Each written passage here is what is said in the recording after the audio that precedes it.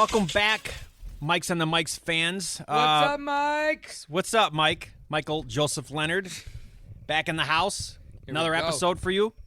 What is this, episode 14? This would be episode 13 or 14. Okay. Yeah, one of those. But yeah, we got another great episode for you tonight.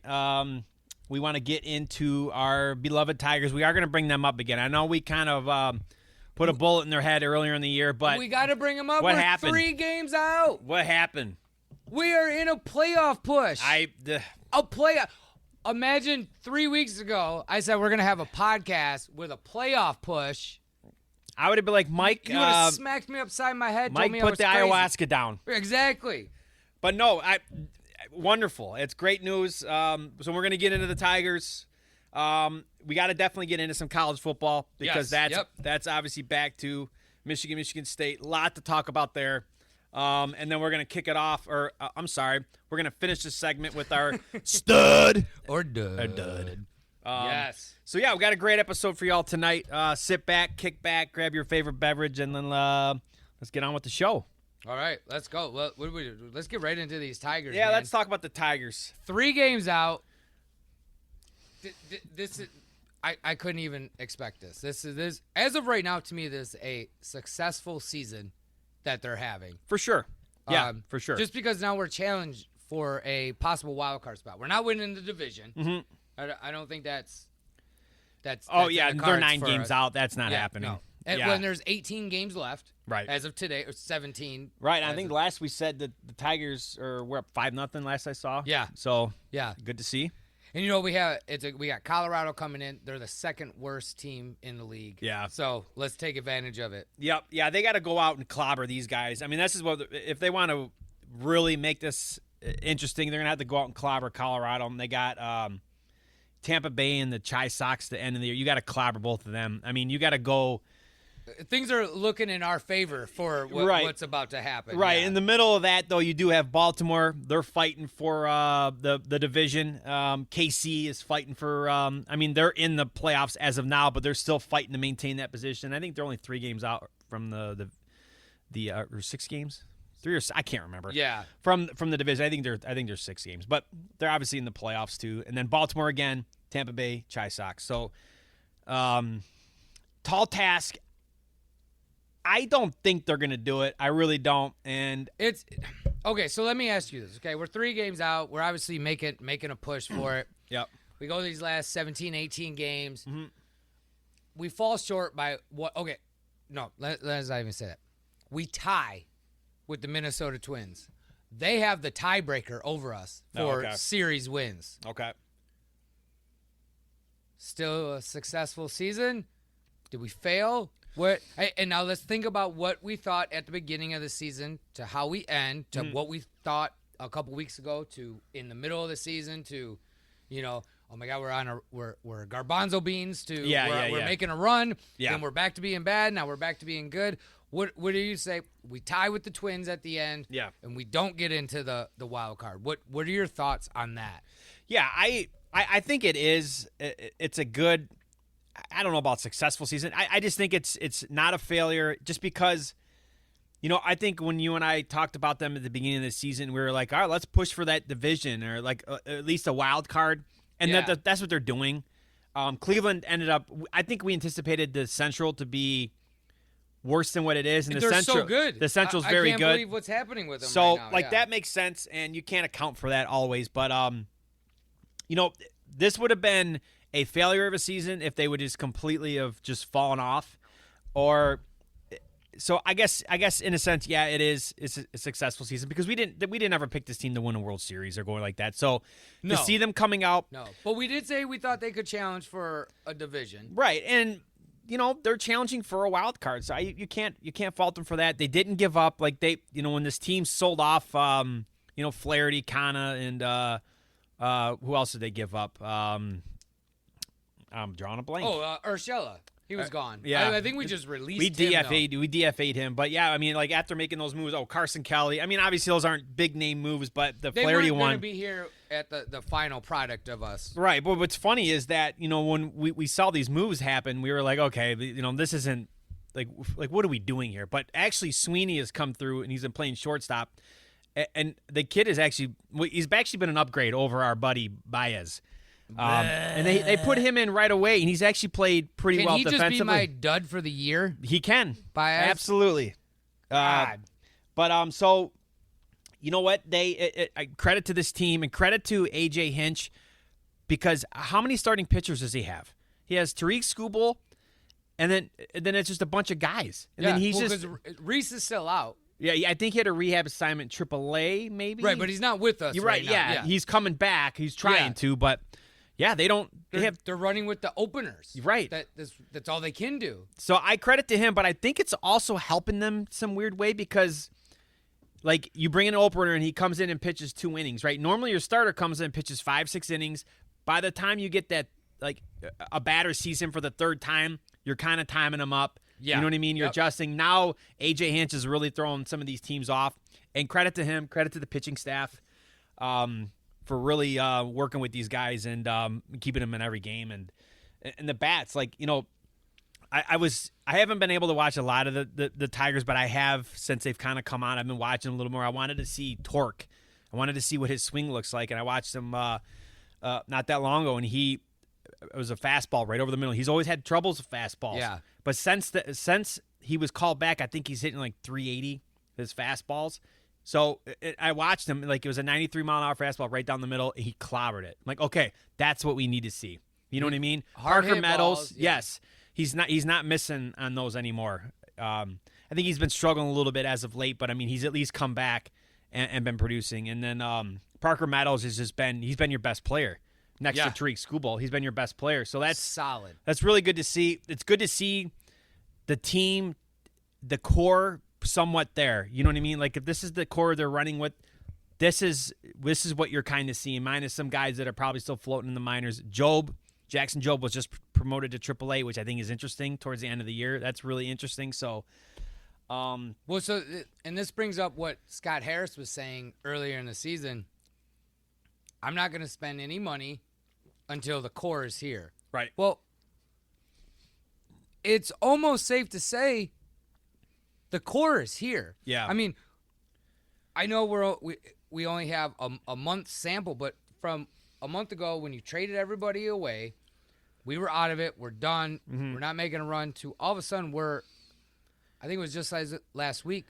We have the best record in baseball over like the last 30 days or the last month or whatever it was. Yeah, that's whatever awesome. The sample size was they used. Mm-hmm. We're the best, have the best record. Yeah. So it's safe to say that the core is here. So next year we should be going to spend a little bit of money to fill in the gaps of what these young kids are. You know, if they're not ready to bring everybody up yet. And I know Sky Harris, I don't want to block players. Mm-hmm. Okay, well, let's not necessarily block players, but let's not just go grab anybody. And nothing against Canna or Maeda or whatever, but you spent $24+ million on these two that, didn't do anything. So I think we're at that point where like, let's go spend the money. Let's go get those one or two veterans that can help these kids get past where we're at. The core is here. I mean, from how they're playing right now, this is amazing. Yeah. Oh, and it is. And speaking of signing guys in the offseason, they're going to have to add a few pieces regardless. Like if they want to spend on big free agents or whatever, they're going to have to spend a little bit. Probably going to need a pitcher or two. But I think we definitely need to spend money on our. I know we have our pitching within the organization, but if you could bring in, they're going to have to bring veteran, to kind of man this staff. The one thing I just don't want to see them do in the off season is just do more of this rental crap. Like, don't block anybody anymore. Just let this team play. They're here, they're holding their own, plus some. Let them build, go into spring training next year, knowing that they're on this team, and let's see what they do. But the one thing I will say for the remainder of this season, from here on out, like this is another season within the season, like. Now the pressure is on that. When they started winning, there was no pressure on this team. When they called these guys up, there was no pressure. There were 10 games out of they were 10 games under 500. Okay, so now they put the pressure on themselves. How are they going to respond? Because you do have 3 series in a row with Baltimore, KC, and Baltimore again, where stuff could really, really matter. And I'm really curious to see how this team responds. I completely agree. I mean, can you imagine a full season with the group we have right now playing the way we are, which will be next year, obviously. Yeah. I completely agree with all that. This is just unbelievable what they've been able to do over the last couple weeks. Finally bringing up more of the pieces from, and I'm surprised they brought up a lot of these guys over the last couple weeks. I thought they were just going to write this season off, write it out. Yep. I was hoping they brought him up, right? Because you never know. But you know how teams are. They get into this thing where, like, we don't want you to see what they can do in the major leagues. And Yeah. I mean, there's a chance that we make the playoffs. Now, I agree. I think we're going to fall a little short. And I hope I'm wrong. Yeah, Just like we were wrong about week 1 of the Lions. Yeah. But, yeah, I think we have something going here. Yeah, I really do. I think we have a strong future. And, again, we're not talking World Series anytime soon. But the kids are playing great, and it's exactly what we need to see. This has been kind of the whole how this season has played out, really, because the team started off 5-0, and then I think at one point they were back to 500, 5-4 or whatever, and then it's just been a season of these ups and downs, and it's just been really, really hard to get a full grasp. Like right now in this moment, I think we all feel pretty good. Much better than we did at the trade deadline. Like at the trade deadline, like we're ready to fire Scott Harris. Is AJ the guy? Sell everybody off. Yeah, just like what are we doing? Like this team's going nowhere. It's what I mean. They're stuck in purgatory. But then now you're looking like, okay, they're playing together. They're playing well. It's just I really I'm trying to keep my emotions in check with them a little bit. But Because the only thing it's a roller coaster ride right now. It is, and I think that's why these last series are super important, because I think we'll actually get a good pulse of the heartbeat of this team. So, at least they're giving us something. And good it's to watch. really hard to just having a season like this is tough, and I understand we got rid of a lot of players at the trade deadline, or DFA or whatever it might have been. But to have this season where and we're not even necessarily contenders, but to just go up and down and up and go on. Oh, we're 10-2. Oh, and then we're 2-8, and then you're 10-2 and 2-8. It's like, yeah, I know. You're right. We don't know what this team is. I mean, it's there, but then it's not there. You're right. So what is that that's going to stay consistent? I mean, obviously you're not going to always be 10-2 over your last 12 games or 8-2, whatever however sample size you want to take. So where are we falling in? Yeah. What is this team going to be? You're right. The one thing I will say, for any great athlete or potentially great athlete, like a young potentially great athlete, what I feel like you need to see when they're in their growing years is flashes of brilliance.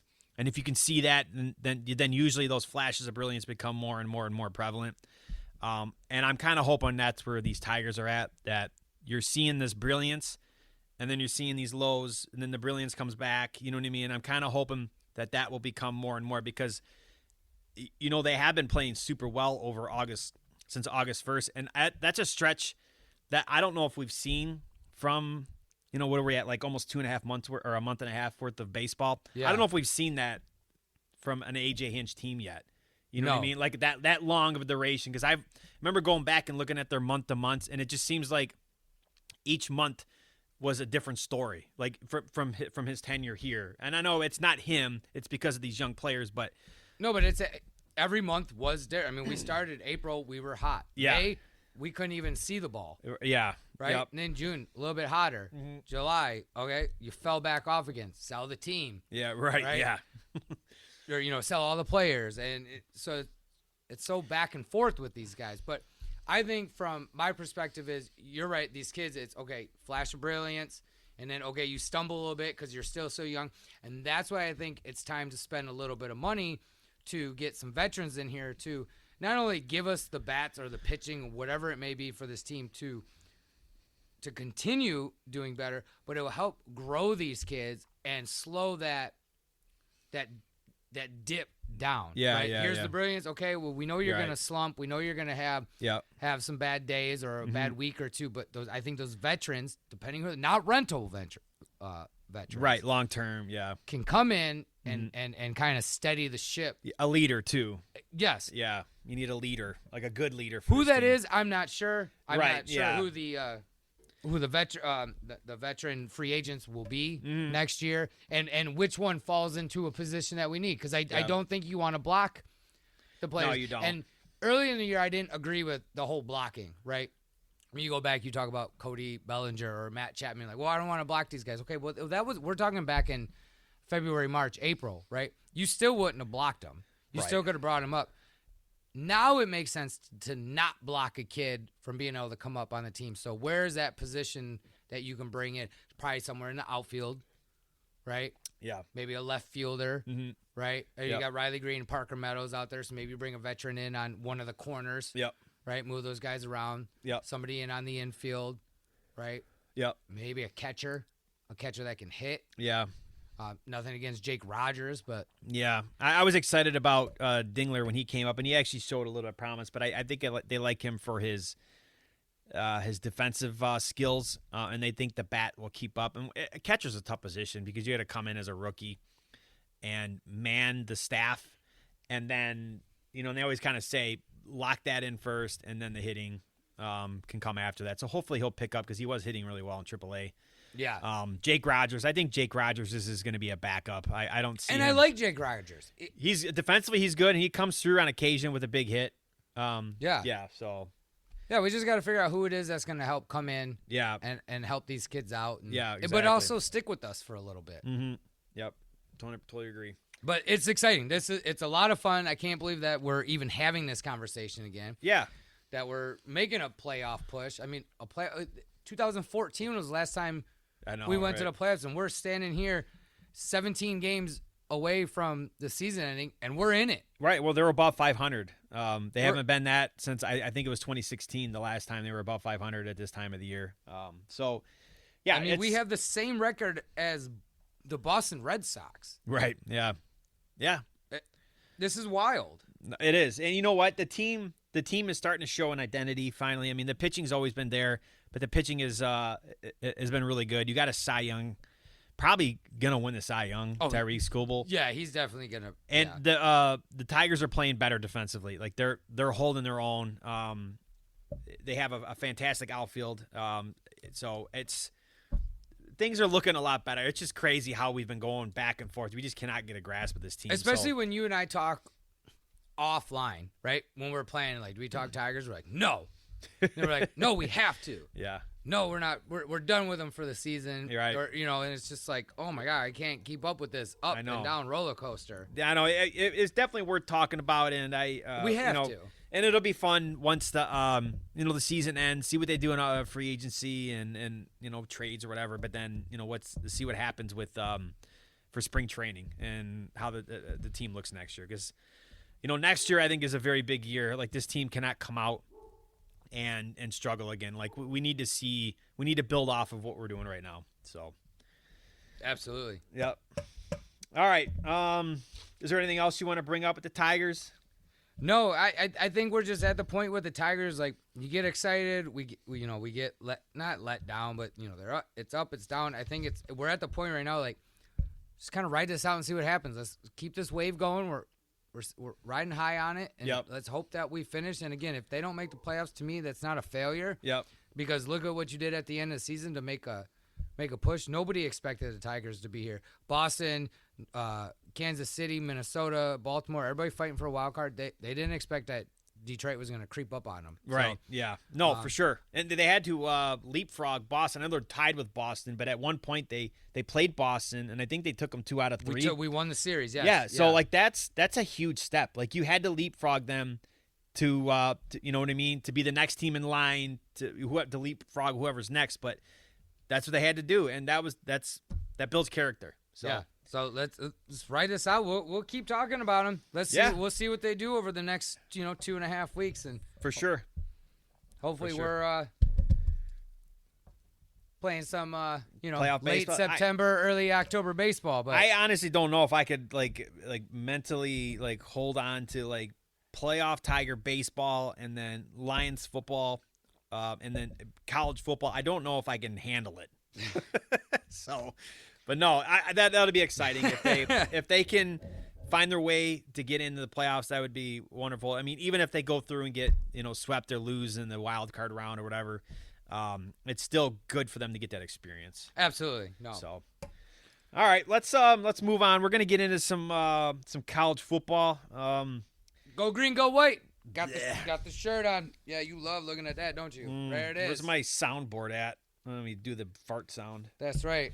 Yeah, Mike's wearing his go green, go white. That's cool. That's fun. That's that's fun. Yeah. National champs. That's all I got to say. Anyways, well, who do you want to start with? Do you want to start with Michigan? Or do you want to start with State? Because it's like Dr. Jekyll and Mr. Hyde between the two teams. However you want to go into them. I mean, all right. I mean, should we get the bad news out of the way? Let's first? get the bad news out of the way. Yeah. So, bad news for you. Good news for me. Michigan is on the downfall, right? And now I don't hate Michigan, but you know what? Go green, go white. They're still in my state, but yeah. I took out Mike. I had enough. I can't take this anymore. I can't take this state stuff anymore. I mean, you guys got smoked. Texas last week. That was not good. Honestly thought it was going to be. I thought Texas was going to win because I root against Michigan all the time. But I thought it was going to be a good game, and I watched pretty much the whole game. After what I saw from Michigan and Fresno State, I shout out to my family in Fresno. We were rooting for the Bulldogs. I wasn't rooting for the Bulldogs, but cheers to the Alice's out in Fresno. Yes, right. Anyways, after watching the Fresno State game, I was trying to, I think I knew in my gut that, oh, my God, Texas is going to come here and just freaking beat the dog bleep out of us. And they did. But it was crazy to me watching the Fresno State-Michigan game because, I would say I watched that game because, all my family lives out there and stuff. But, entering the fourth quarter at 16-10. Yeah. I was like, and I knew Fresno State wasn't going to win, but I couldn't really wrap my head around that. Fresno State is within 6 points of Michigan going into the fourth quarter. Sure. It's one thing coming out of the first half, first quarter, or whatever, and that was exciting. Obviously, Michigan kind of ran away at the end of it, but that close of a game was. Yeah, I know. It was, they didn't look good, especially offensively, they obviously did not look, but I was kind of worried defensively just because they just were giving up too many passing plays and just they weren't getting enough pressure to the quarterback. And, you should be and Fresno State, Michigan's bread and butter the last few years has always been just the line of scrimmage. And I remember that Michigan had a third and inches and the Michigan center just got pushed off the ball and Michigan did not get it. You should get that 100% of the time against a team school like that. Yeah, and I'm no disrespect to Fresno because Fresno's actually been a pretty good power. No, they're not. They're group of 5 team in that next segment. They're slightly above what you would call a cupcake game. Sure, they're not a gimme. I mean, you're gonna beat them, but you're not blowing them out like OSU did to Western Michigan 56-0. Right. Yeah. Fresno State's going to stick around in that game. Yeah, no, I thought they played well, and I was kind of hoping that maybe this was just Michigan being so fresh. They had 5 new starting offensive linemen, 10 new starters on offense, including your quarterback, which is okay. We don't have a quarterback still. The one thing I'm going to give you is the fact that first of all, Michigan, 13 players to the NFL. Mm-hmm. And I don't know how many players actually left that you're trying to replace because I know people left and then go to the NFL. But that's a huge hit to any program. Yeah, and Michigan is not at the level of Georgia and Bama where they're gonna reload every year. Michigan, in order to do what they did for the last 3 years, they need to use every single resource, and then maybe even tipped over that line with a little Connor. bit. Yeah, right. And they burn every resource, and then they're left with nothing. And that's what you're seeing right now. In Harbaugh leaving for the NFL, obviously that sucks too. But the problem is when he left in January because Michigan had to play in the national championship game, right? So there's that transfer portal window that they kind of missed, and then he took the whole coaching staff with him. He took your strength and conditioning coach, which a lot of people said that was Michigan's best assistant coach. They took your DC. They took your secondary coach, who's also your co-DC. They took your D-line coach. Mike Hart left. probably Michigan's best running back coach, and I don't know when. So I mean, like, this team is completely gutted coaching wise. I mean, like, Sharon Moore is still there. I'm a huge fan of him. I don't think he's ready to like actually lead a football team or a program like this. Can we talk about Sharon Moore real quick? The guy doesn't have a contract. Well, okay, so is he an interim? Is that what he is then? Is he really an interim? They don't want to give him that. There's I can't remember. There's an acronym for what it is, but it pretty much comes down to, in layman's terms, a handshake deal.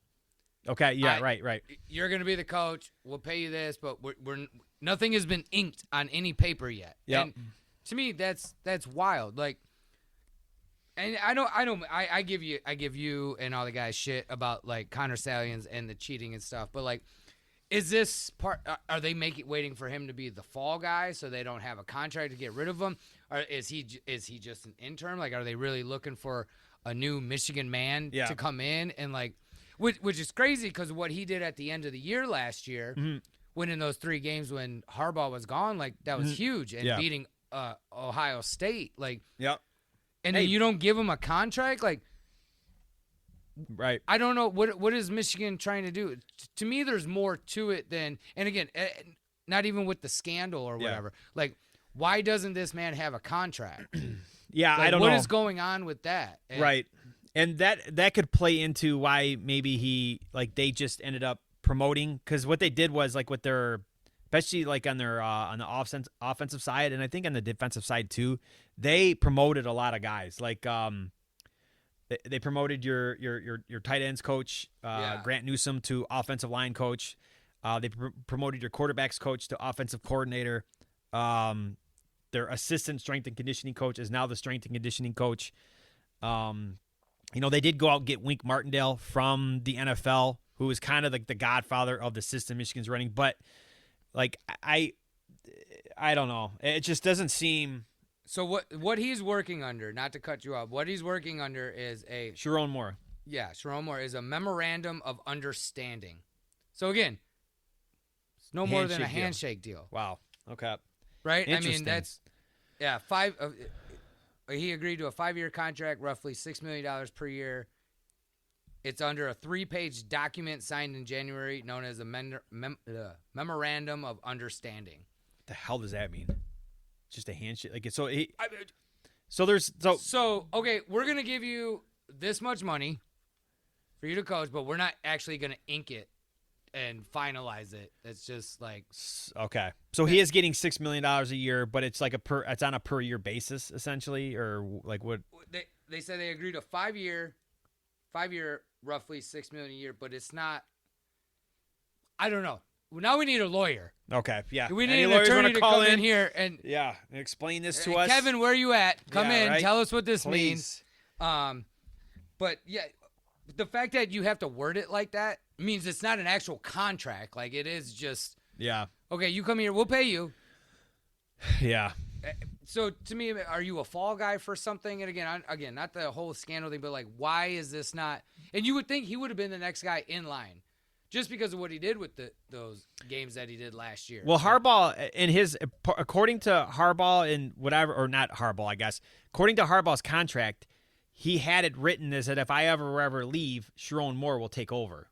Like, that was supposedly written. Maybe this is Michigan's way of saying we're honoring your contract without giving him Moore a contract. So it almost seems like this is like well beyond what I can. Yeah. So this seems like a show me year. Like, show me like what you got this year, and then we will. So pretty much he'll be fired at the end of the year because they'll go 7-5, 8-4, right, and then just be done.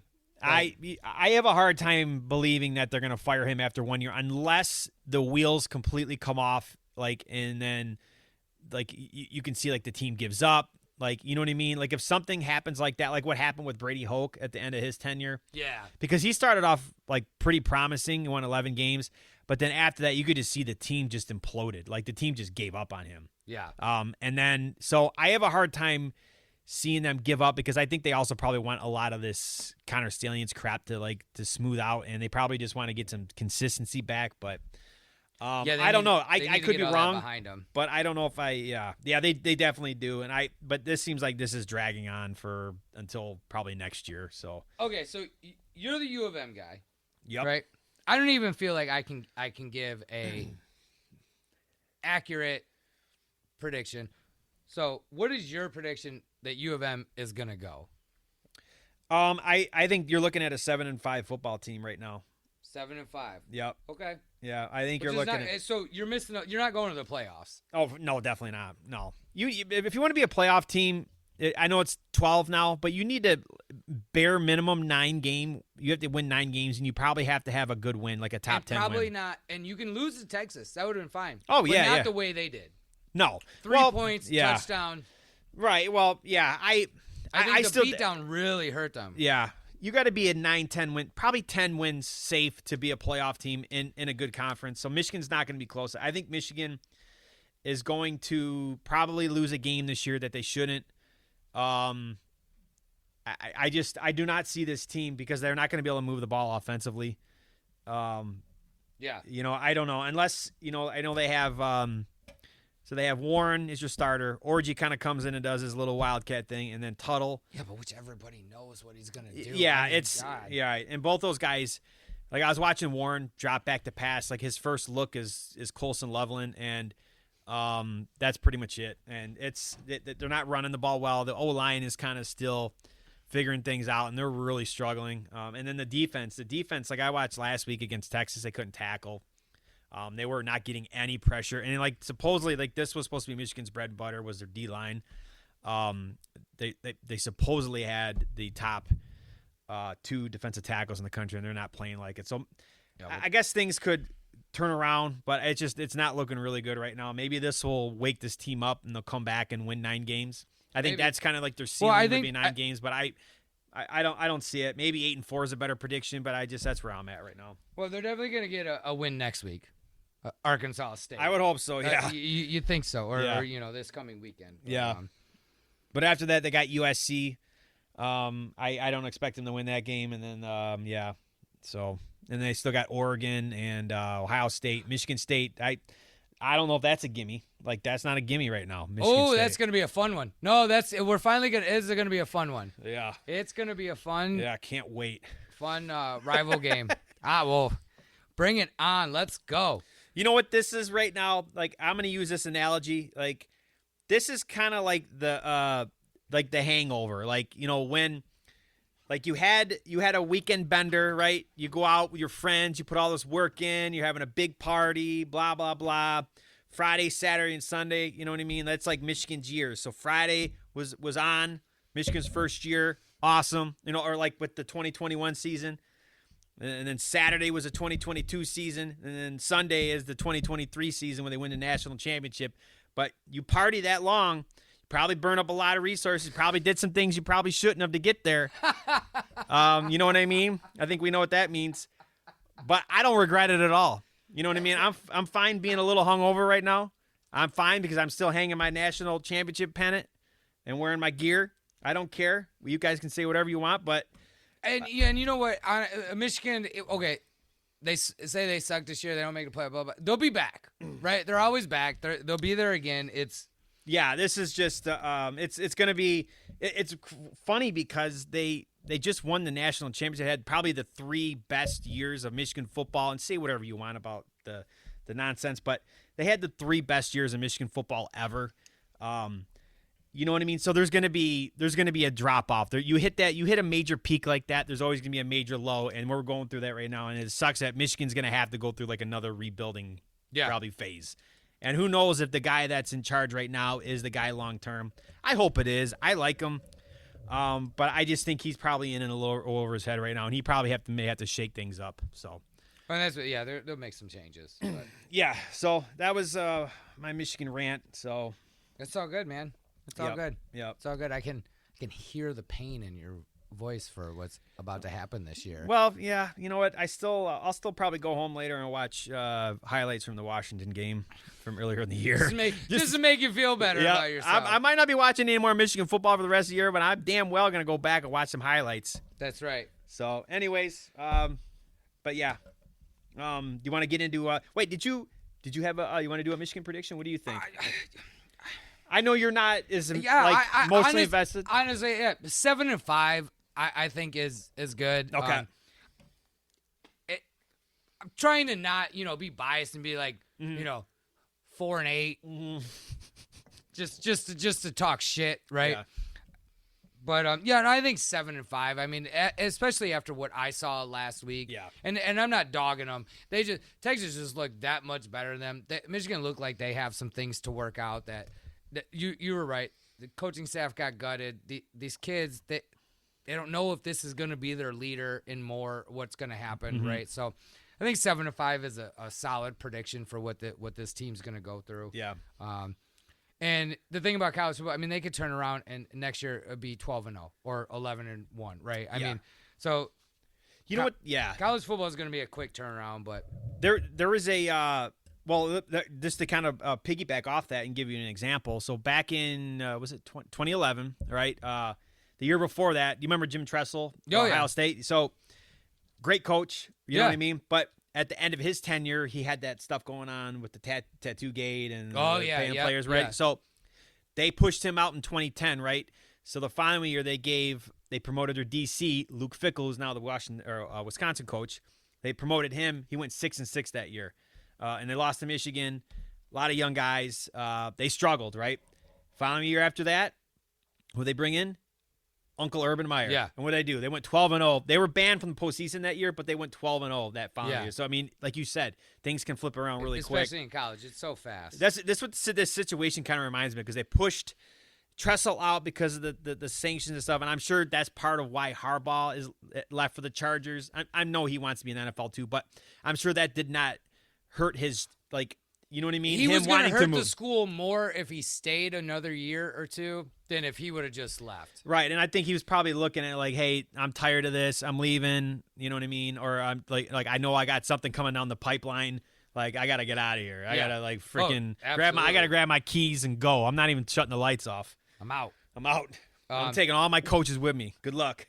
Which is kind of a good transition into MSU, right? Mm-hmm. I mean, you had Tucker. That moron. Anyways, not even to get into his, but now you bring in John Smith, right? Mm-hmm. They're not John L. Smith. We've already been through that. What is it, John C. Smith?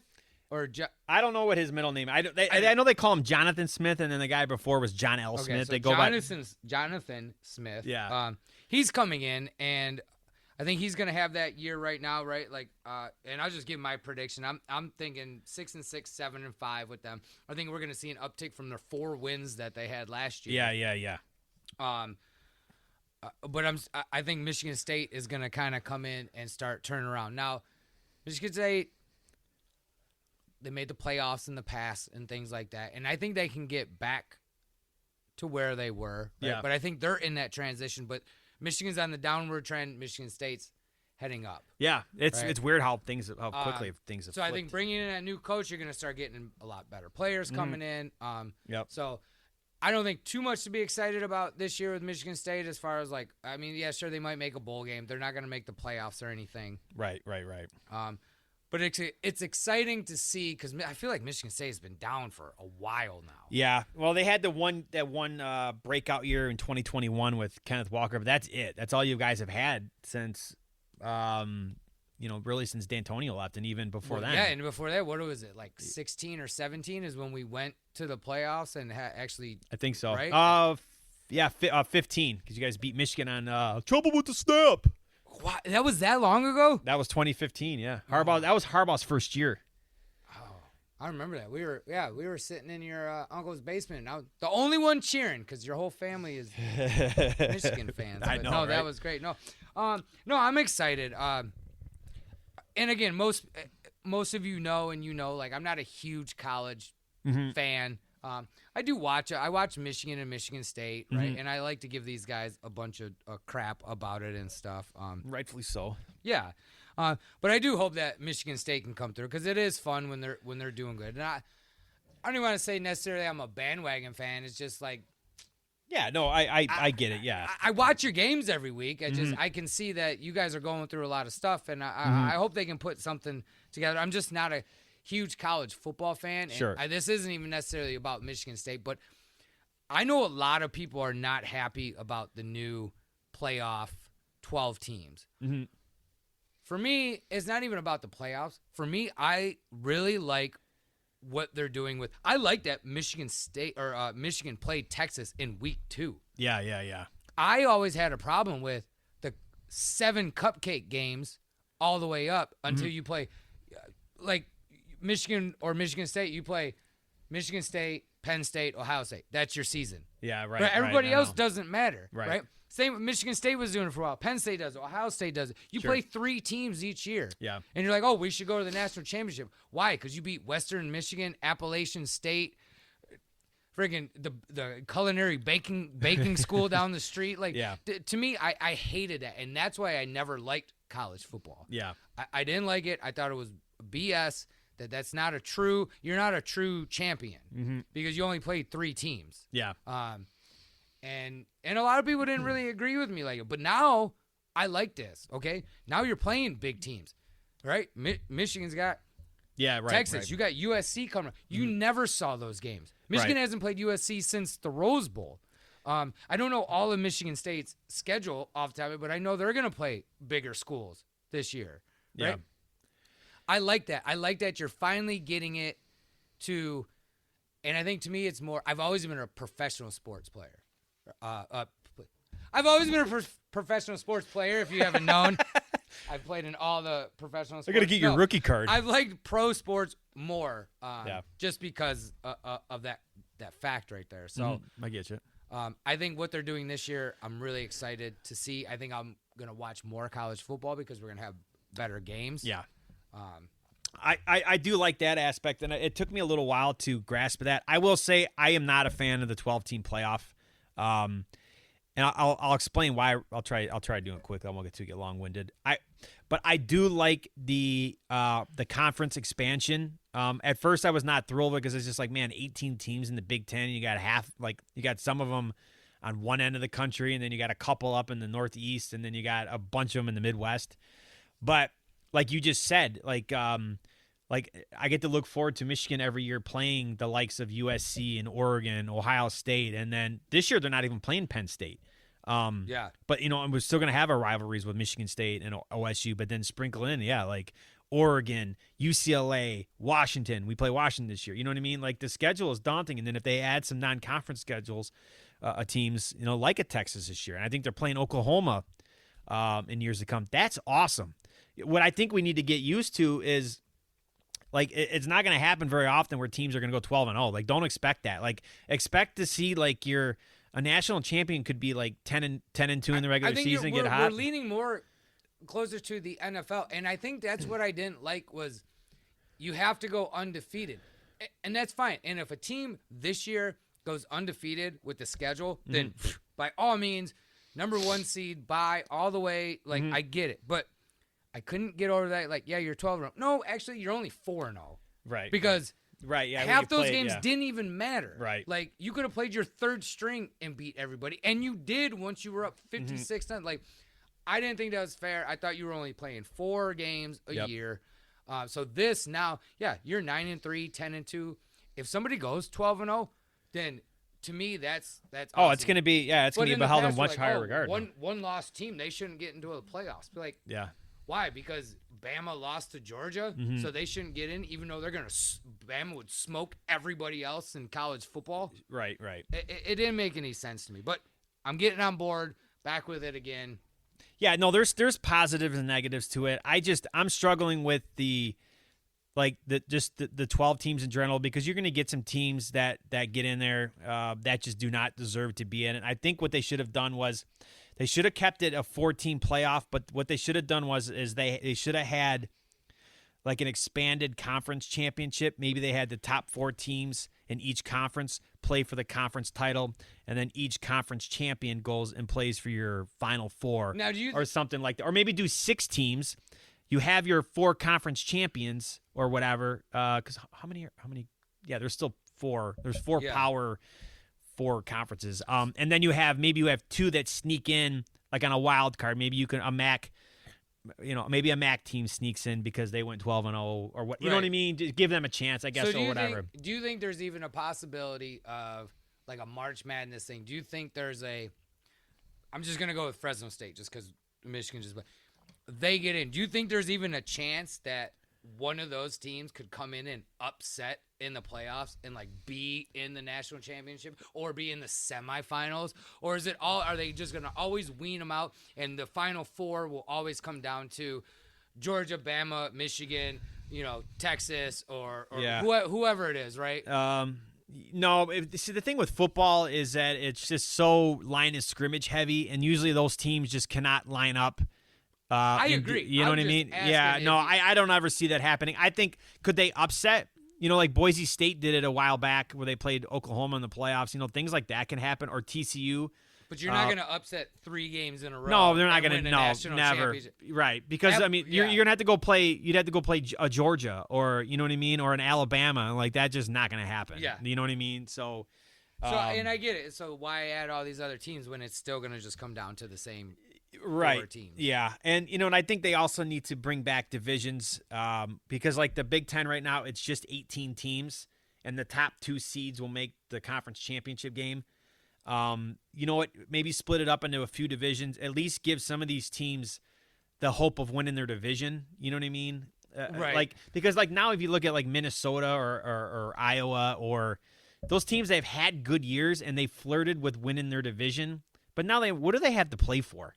Like, it just kind of seems like you're putting like half of the teams in one box, but they're still in the same box. You know what I mean? So do you think there should be kind of goes you're just bringing up a lot of so should there be like should there be like a power conference and then everybody else? Because there's no way Maryland is going it's not like the NFL where like, okay, Lions were so bad for so long, but you can rebuild and make a team that could go win a possible championship. Yeah. Well, like, it doesn't matter how good Maryland ever is. Their best possible year ever is never going to be better than Ohio State or Georgia or Alabama. Right. So that's where I always fell off with college football is it's always the same team. Now, you get a Notre Dame, USC, Clemson, Oregon, right? They come,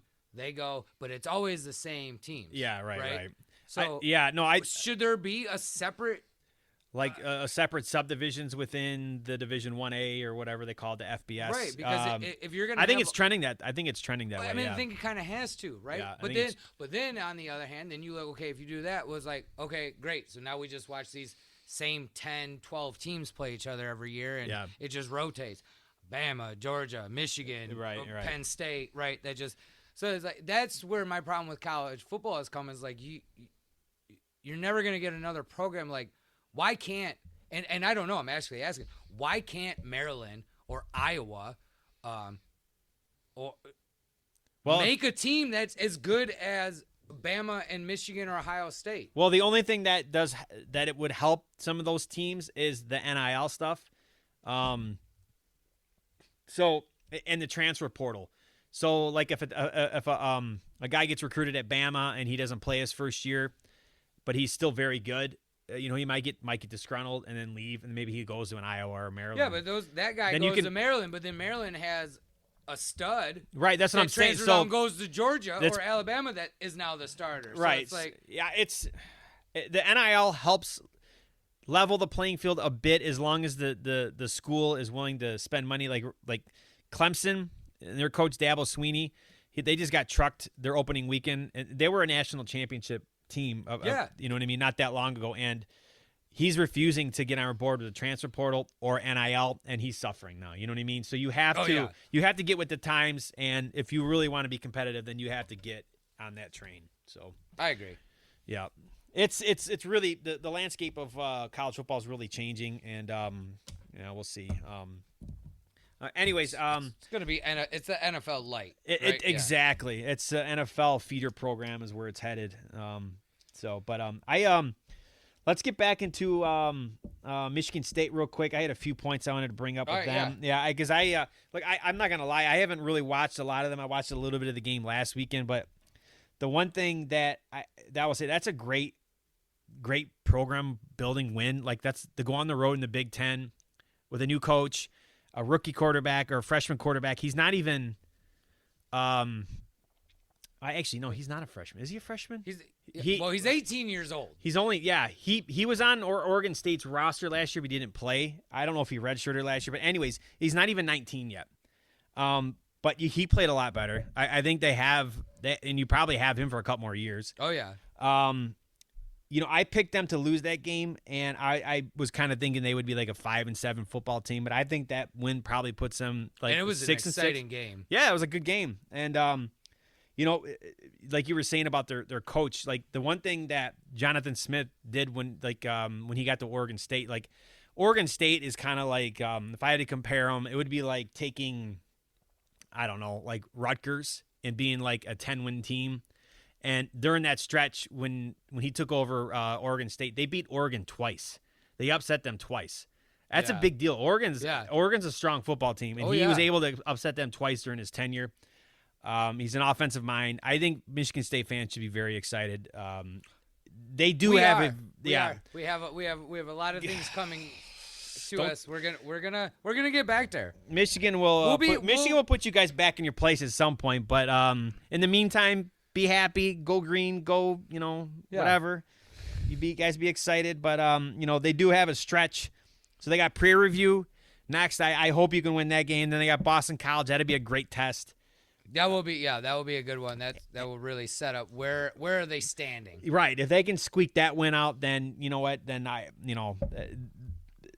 they could probably win a few more games than we expect. But then they have Ohio State at Oregon, Iowa, Michigan.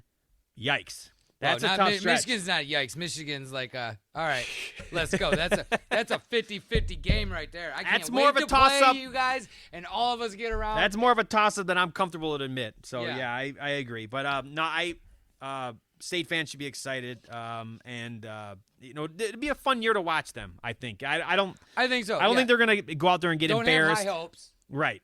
But it's going to be fun to watch. Absolutely. So, I think that's more than you can ask from the nonsense they put out there in the last few years. I completely agree. All right, you want to do stud or dud? Yep, let's use our stud or dud for the week. Stud or dud. We'll end this off with stud or dud. Yep. Let's do you want to go first? Give me your stud. Okay, my stud is I'm going with Michigan State kicker, Jonathan Kim. Okay. 18 years old. Up against Maryland. Last seconds of the game. Puts it right through the uprights. Gives Michigan the win. Awesome. I think. Good for you. I just thought that kid coming out there with all that pressure, welcome to college football. This is what it's going to take. And I was really excited for him. He's my stud for the week with that one. All right. Who do you got? All right, my stud. I got Dylan Raiola, Nebraska quarterback, freshman, came through and big win against Colorado. And I don't know if Colorado's really all that good. I think they're more of a joke. But I watched him play a little bit, and for a freshman to come through, really good. You know who his dad is? No. Former center from the Lions, Dominic Raiola. Oh, that's his dad. No shit. Yep. So awesome. Yep. He's a former Cornhusker too, but yeah, he came through. I watched him play. I was quite impressed. Freshman to come through in a big situation like that. That was cool. All right, so those are our two studs. I got it backwards again. I'll get this someday. Actually, I think we share the same dud, don't we? Yeah. So we should probably say it at the same time, right? Right. Yep. Yeah. Okay. 1, 2, 3. Deion Sanders, Coach Subprime. You're a dud. Yeah. Come on. Don't play the fight song when we score a touchdown. I want you to play my kid's new rap song. And his kid is the quarterback of the team. The thing, I seen that. Get out of here. I seen that post by Barstool, and I'm like, this can't be right. This can't be true. I'm like, come on, like really? But it probably is. It probably is true. And then his son left like before the end of the game. Like, he just left. Oh, and then his son went out and bashed his whole offensive line. Yeah. In his press conference. Like, what are you guys doing? It's not even just Deion Sanders. All the Colorado football program are duds. Like, yeah. Hey, I'm not going to lie. I was excited when he because he took over Jackson State, which is like the lower level or whatever. Yeah. College, but he did a really good job there. Like they played well. So you're thinking, Looked like he was actually going to turn this program around. yeah. And then you just start hearing all the nonsense, and it's just all about me. It's all about my boys, and it's just. It's almost like he's using this whole college, this football program as his own personal platform. Yeah, exactly. For whatever he's trying to achieve. Right. I feel bad for all the kids other than him and his kids. I feel bad for them being in this situation. Like they're in a no-win situation. I feel really bad. And what sucks is Deion Sanders was the man back in the day. He was. His athletic time. God, yeah. Baseball and football. He went and played a playoff baseball game, got on a flight, and went back to play the football game later. That's amazing. Or it was whatever. Or played a football game, went that night and played a playoff baseball game. That's not even like plausible like nowadays. Like that's not even. And then here he is just being like. I know. It's like, man, like take some humble pie. Like your team sucks. Or just give it up. Maybe this isn't for. Just go coach high school or low-level college. Yeah, I wonder how long this is going to last, because if this gets really ugly this year, I could just see Colorado be like, enough is enough. Like, let's just write him the blank check and then just. And that's what I say. If all this is true, we know that I know his son went out and bashed the O-line. His son's a starting quarterback. Like this we all know. But like, when is the college going to be like, all right, we're tired of your shenanigans. Like, okay, you brought some hype to our school. Yeah, right. When are you going to be done? Like, you're not winning. Right, and you know what? You're not that good of a team. And like Shador, like your son, the quarterback, like what do you think like your O-line is going to do now that you're openly bashing them like in public? Like, do you think they're really going to go out of their way and protect you now? The guy's accidentally going to fall over his own feet and watch your son get bashed in by the defensive end. That's not gonna add any protection to you. So. Yeah, I don't feel bad for them at all. I only feel bad for the I feel bad for kids the other outside kids. of them. Yeah, and outside of Deion. The ones that went there like, oh, I'm gonna go play for Deion. He's gonna elevate build my this game. program. Yep. I wouldn't. You're gonna see a bunch of these kids transferring out of there over the next couple. Oh, years. I'm sure, and probably a lot of kids decommitting and just like I'm not dealing with this nonsense. So. Oh, for sure. Yep. Yeah. I think that's it. That's it. That's all we got. A little Tigers college football special for you guys. Yep. Thank you all for listening. Be sure to tune in. We're going to keep pumping these episodes out and hopefully keep you guys happy. Thank you all for listening. We love you guys. Yep. Have a great night. Follow us and all that good stuff. Love you. Bye.